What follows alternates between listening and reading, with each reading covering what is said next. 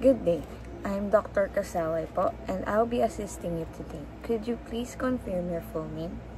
Hi Doc, my name is Nicole Francine P. Manalo po. Thank you, Nicole.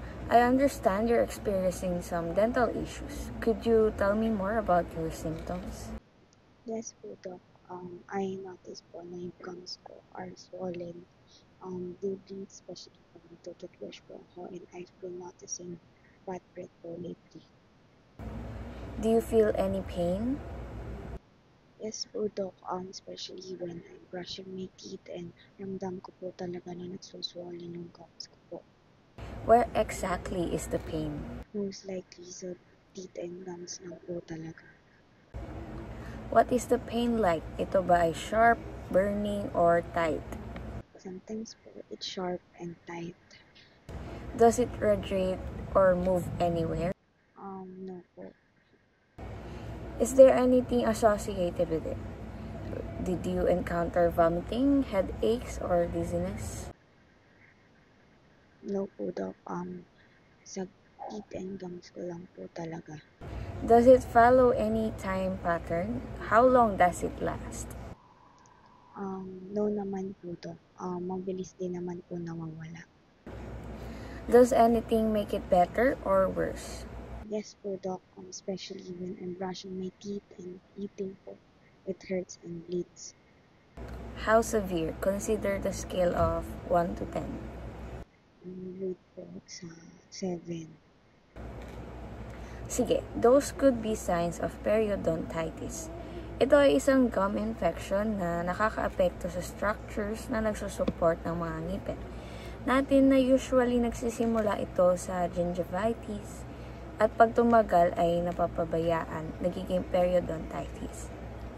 Bago tayo mag-proceed, I'll need to get your detailed medical history to better understand your condition. Shall we begin?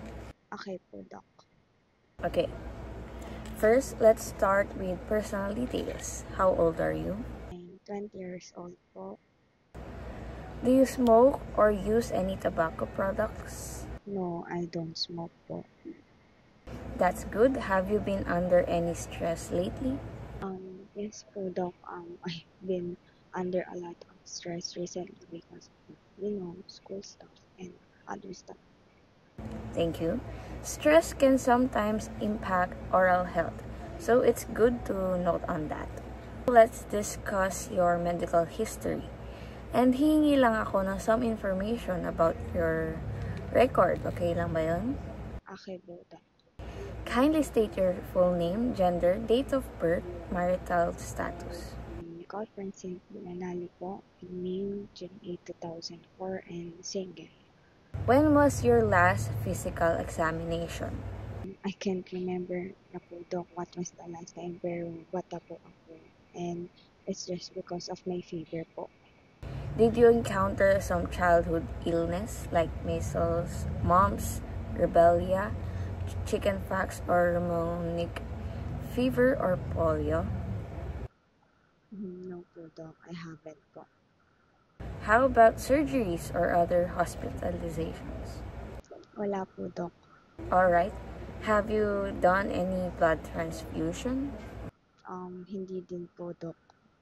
Can you give the prescribed drugs and other over-the-counter drugs that were given to you?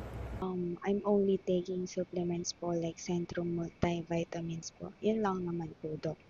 Do you have any allergies to medications? Wala po Doc. Ngayon naman, tatanungin po kita tungkol sa dental history mo, okay? Okay. Kailan nga pala ang huling dental check-up mo or cleaning?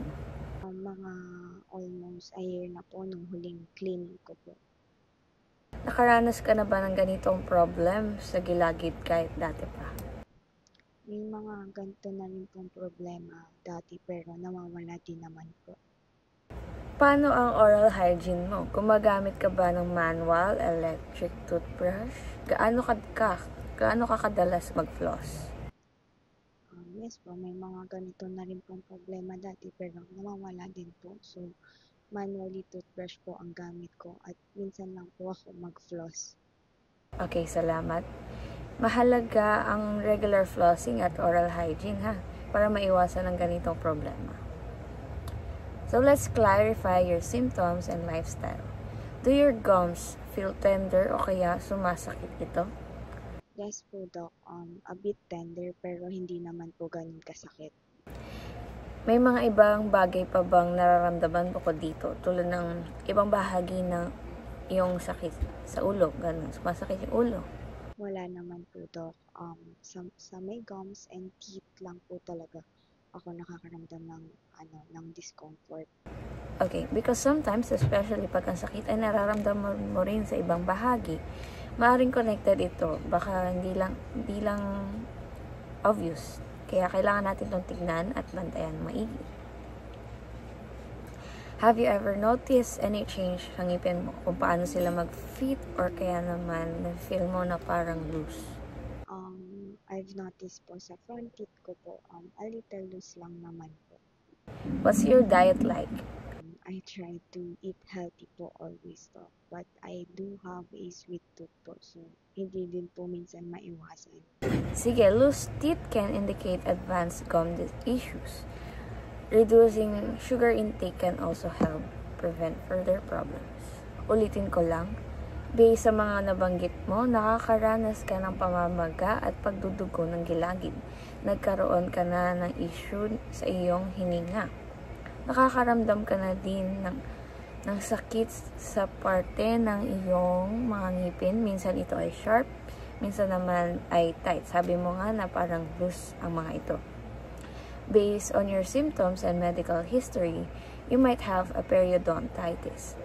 We will have to confirm this with a physical exam, x-rays, and periodontal probing dito sa dental clinic.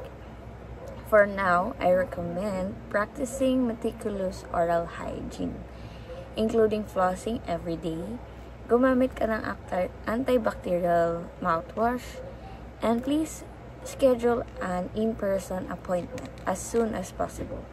I really need to check the status of your oral cavity, okay? Yes, Doc. Everything is clear po and I'll go to the clinic. Okay. Do you have any questions or concerns? No questions, Doc. Thank you po for the advice. You're welcome, Nicole. Take care and see you on your follow-up checkups. Goodbye. Okay, Doc. Goodbye po and thank you.